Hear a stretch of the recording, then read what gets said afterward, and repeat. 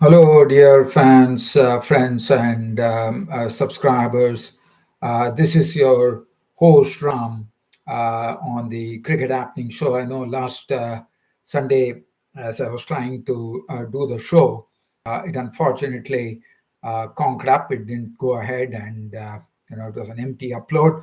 I did see one of the persons actually really appreciating my persistence and telling me that you are like a goat who is still doing this show. And that was good to hear, mate. I could not reply to you because I basically deleted that video. And well, thank you very much for getting me this information. I know the background will be background for you would be looking pretty. This it's okay. I mean, as I said, I'm not doing any. It's not a professional cricket show. It is just a cricket show which I do it as a hobby, as a passion. I love cricket. I absolutely love cricket. I eat, breathe, and sleep cricket. I could say that. This was once time. This quote was once coming in from none other than the little master of Indian cricket, the former great legend, living legend, Sachin Tendulkar, used to say when he was interviewed, he said, "I I eat, drink, breathe, and live cricket." Well, I am also something of that sort. For me, it doesn't matter. Cricket is played in which part of the globe. I'm always there. I just want to be talking about cricket, and that's precisely all about. Right now, without further ado, I will get into the brass tacks, as we call it, and talking about this cricket show. The Asia Cup finals. We are coming to the Asia Cup finals. The Asia Cup finals preview. I'm going to do a very brief preview. Tomorrow, India take on Sri Lanka in front of their home crowd. Sri Lankans are the defending champions, and India would be there. Okay, so just to be on the topic of this, and the other things that I'll be talking about on this cricket show would be just looking at brief on the Asia Cup, as how it's gone, how Pakistan actually went out of the Asia Cup, and also we look at the Australia. Yesterday we had a blitzkrieg knock coming in from Heinrich Klaasen of South Africa, and as I told you. I've already mentioned this in probably in my tweet or in my Facebook quote or somewhere that this man, Henrik Klaasen, to me, is going to be the most dangerous player in the world for the opposition. And I was proved absolutely true when Henrik Klaasen went down to slam 174 runs of 83 deliveries with 13 fours and 13 sixes. It was an absolute blitzkrieg.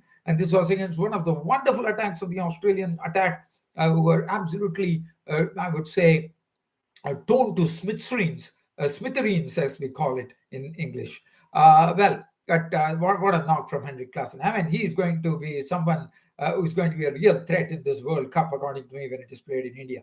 Right. Now, so that is something I'm going to look at, and also that enabled the South Africans to actually go and level the series with the final one being the decider.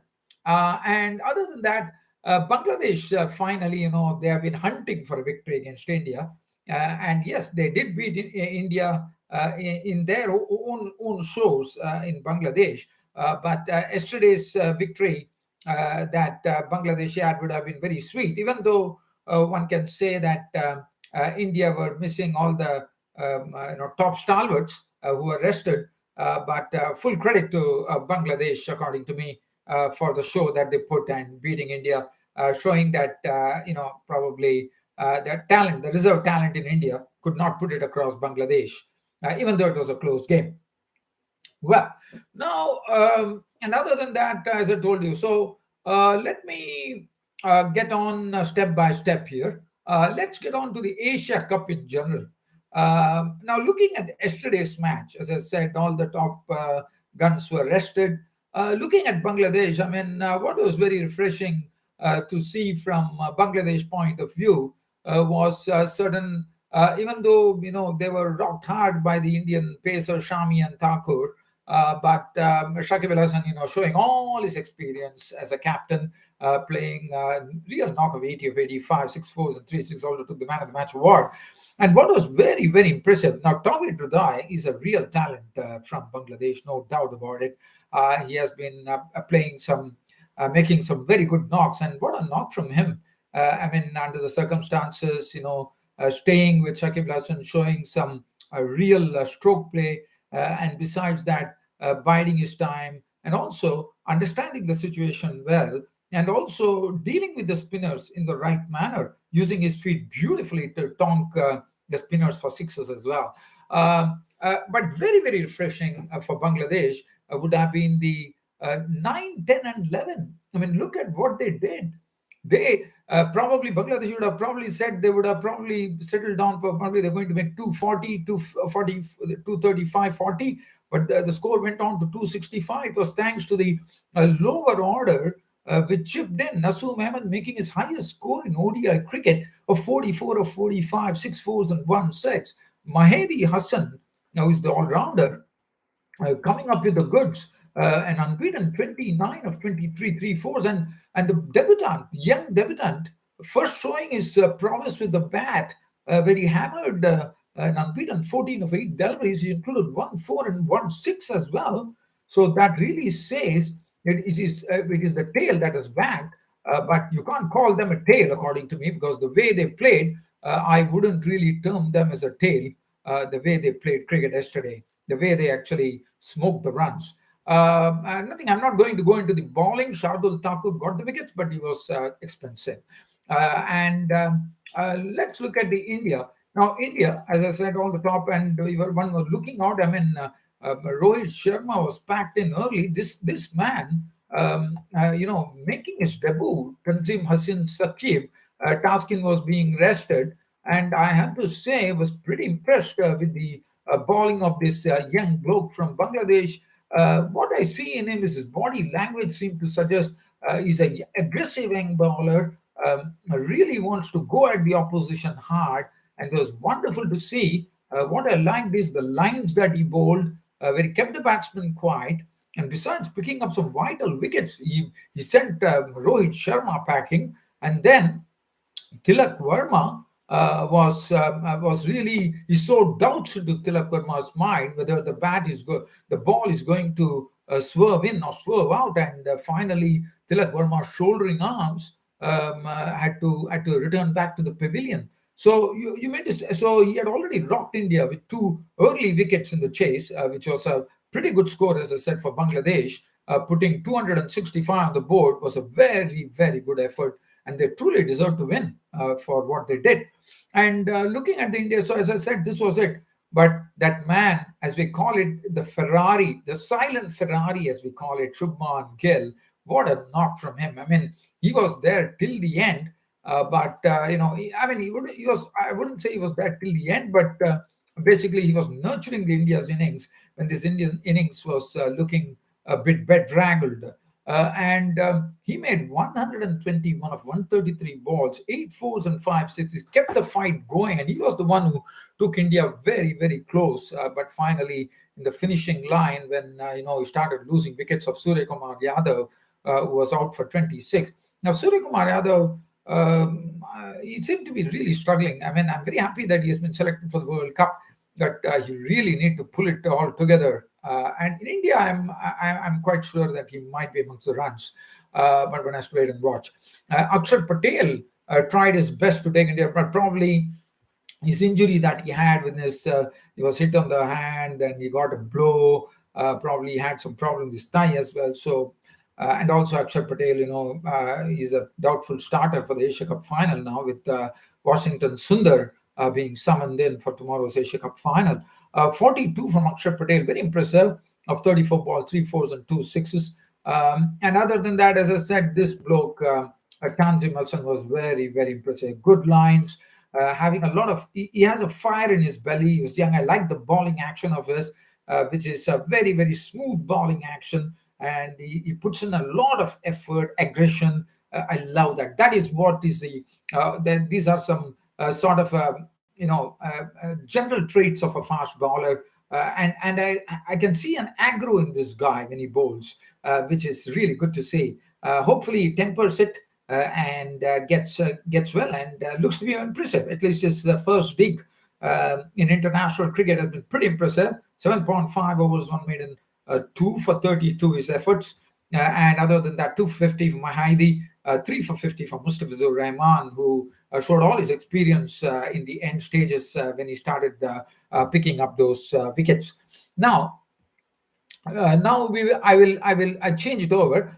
Just talking about Bangladesh, I have to say, even though this was a no formality match, one has to say that Bangladesh in this Asia Cup has definitely disappointed. Even though they didn't have Tamim Iqbal in the ranks, and the news has just come in that Tamim Iqbal has been drafted in for the New Zealand series, which is good news for Bangladesh. If I have time, I will go through the team as well later. But I have to say that this Bangladesh team is has really disappointed. I mean, when we're expecting much from Bangladesh, but I thought they were disappointing, barring the solitary win that they had against India, and that to a sort of a reserve talent team. Now, the other thing about this Asia Cup, if you look at it, India, I think they have been doing well. Sri Lankans had to be given extreme credit, according to me. They have all the lot of their main players have been are having injuries, and still Sri Lanka, the defending champions, are into the finals, and that is really commendable. I mean, tomorrow Mahesh Theekshana is a non-starter against India in the Asia Cup finals, which is not good news for Sri Lanka for their defending their Asia Cup. But nevertheless, I'm told Dushman Hemanta, who has been doing well on the domestic circuit, would be the one who would be replacing him, or probably Archa Hige, Aracha Hige, Sahana Archa Hige, the all-rounder, might take his place. Interesting to see. But as I said, Sri Lanka deserves full credit. I think Sri Lankans have been the best team. Even I wouldn't even say India have been the best team after the loss to Bangladesh, but I would say the Sri Lankans have really looked. They almost gave India a scare, as you know, with Dunit Velalage doing excellently with both bat and ball. And tomorrow also might be a sort of a real test for India. So since I'm talking about that, I will also do a brief preview of the match which is coming up tomorrow, a brief match preview, where I think definitely Sri Lankans. I mean, it is going to be a real crunch game, according to me. Both are not going to give anything away, but Sri Lanka win. I have to say they truly deserve, because the reason being they're already crippled. They don't have their main players, and still Sri Lanka put up a great show. Yes, they have the advantage of the home crowd, but what a game that is going to be tomorrow. I know, God forbid there are no rains actually coming in and playing a spoiled sport. We should pass through, but there is a threat for rain, but there's a reserve day as well. But one has to wait and watch as to what really pans out in Colombo. Hopefully, the rain gods stay away. Looking at the Indian team, well, I have a feeling the Indian team is looking pretty strong. I don't have any. Probably Ravindra Jadeja probably can show a bit with the bat, in my opinion. And other than that, the bowling, Kuldeep Yadav is looking very good. And it will be very interesting to see tomorrow for me after Dunit Velalage. And also tomorrow, probably the pitch would be turning. If it's going to rain, the sun dries it up, the pitch could turn. One does not know. One has to wait and watch. But the other thing is that what could happen, according to me, is that it would be interesting to see how the Indians players actually shape up in their second dig against Dunit Velalage, who has already shown also against Pakistan he bowled well, and he has shown he is a very, very good spinner. He's a quality spinner, and also he's a good all-rounder. And also Dunit Velalage bowled excellently against Pakistan, and also credit to Sri Lanka. I mean, that was a very close game, and that cool as a cucumber guy, his name Charit Asalanka, who strings together some good scores.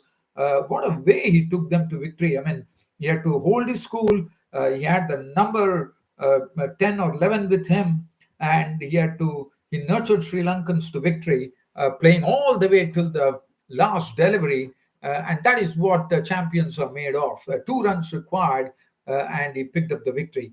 Well, for Pakistan, for Pakistan, there is some bad news on their front as well. Naseem Shah, for me, always I felt that the pace attack of Pakistan was very potent with Naseem Shah, Shaheen Shah Afridi, and and Asad Rauf. But unfortunately, yes, Pakistan had problems. Yes, I understand that Pakistan did not have the services of Rauf and Naseem, which is very big according to me. And also now there is bad news for Pakistan for the World Cup as well. The reason being Naseem Shah has been ruled out of the World Cup with that injury. Talking about injuries for the World Cup, Tim Saudi has fractured his thumb with 19 days countdown to the World Cup. And also, I'm told Travis Head received a blow on his head when Gerald Coetzee, the South African bowler, hit him on his head as well. So that is also not good news going into the World Cup. And I think Sri Lankans should be given absolute credit for the way they are put up. And they are really looking like a wonderful team according to me. Kushal Pereira, Nisanga probably has to get a bit good here, and Sadira Samaravikrama is another very talented player in the Sri Lankan ranks. Charita Slanka has already shown his wares. The Ninja de Silva is someone who can be a dependent player. Shanaka probably has to come good with the bat, and that is what the Sri Lankan fans will be praying that Zin Shanaka comes up with his batting. I mean, bowling is something he is slowly hitting his straps. One could call. Dunit Velalage will be the man to watch because he has proven that he is going to be a quality finger spinner for Sri Lanka in the future. Dushan Hemanta would be interesting to see. So India will definitely have to be a bit mindful when Dushan Hemanta is a leg spinner. India definitely have the experience of playing against leg spinners, but it could be a new commodity for India tomorrow. So that might be the surprise element that Sri Lankans would like to introduce into the bowling front, and it's going to be pretty interesting as to what really turns up tomorrow. And right now, I'm just going to talk about this match between South Africa and Australia. I mean, what a knock from this man, Heinrich Klaasen. I mean, he went on and on and on. And this Aussie bowling attack, which is probably the best attack, they didn't have Mitchell Stark in the ranks. But what a knock from Henrik Klaasen, slamming 174 of 83 deliveries, inclusive of 13 fours and 13 sixes. And Adam Zampa was sent to the cleaners. Mick Lewis was the other Australian bowler who suffered in the hands of South Africa when South Africa made the highest ever score in ODI cricket of 438 against Australia. Adam Zampa went the same way. His 10 overs was slammed for 113 runs with Klaasen, hitting him to all corners of the cricket ground with those fours and sixes, absolutely cascading from the bat of this dangerous South African player, Klaasen. So definitely keep an eye on Henrik Klaasen. He could be the key figure in this for South Africa in the World Cup in India coming up. And what a knock from him. It was Hazelwood, 10 overs, 279, and South Africa went on to amass 416 for 550 overs, 45 from Deacock, and David Miller. He just put the ball to the sword, 82 of 43 unbeaten runs, 6 fours and 5 sixes, and he combined into a double century partnership. He took the score from 194 all the way to 416, and that is tremendous stuff according to me. And I'm told this is the highest partnership of South Africa for that wicket. What a partnership that was. David Miller not over 82. And the Aussies had absolutely no answer. Dustin making 62 of 65 and fours, 2 sixes. Hazelwood 10 overs, 279, 1 for 81 for Stoinis, 1 for 59 for Nasser. Ellis 1 for 79, and every Aussie bowler had to bite the blade, had to bite the punishment from the blade of this man, Henrik Klaasen. Magnificent knock. You take a bow, Heinrich Klaasen. These are very rare knocks that we see in ODI cricket, and that should boost his confidence to a great measure when he enters the World Cup in India. And and just probably I'm just going and for Australia it was not easy at all. They found the mountainous score of South Africa too hot to handle, and they were bowled out for 252. A massive win for the South Africans, 164 runs. But what it did is it did a good turn for South Africa, with the series being level 2-2 and the decider coming up now, which should be a real humdinger. And as far as Australia was concerned, it was only Alex Carey who made 99 of 77, 9 fours and 4 6, actually playing some good part in that particular Aussie batting.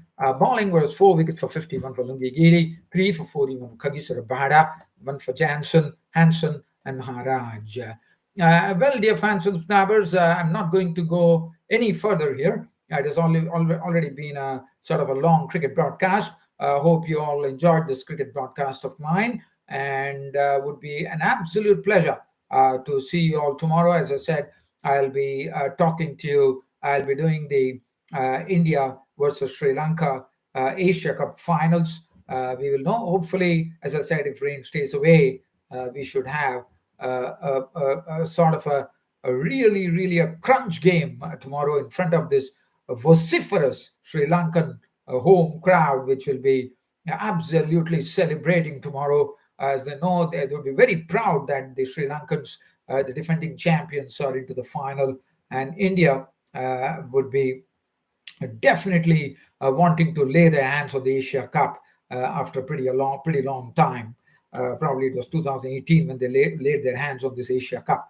Well, good luck to both the teams, and thus ends my cricket show for today. I hope you all loved it, and look forward to your company once again tomorrow. Until then, it's your host Ram signing off.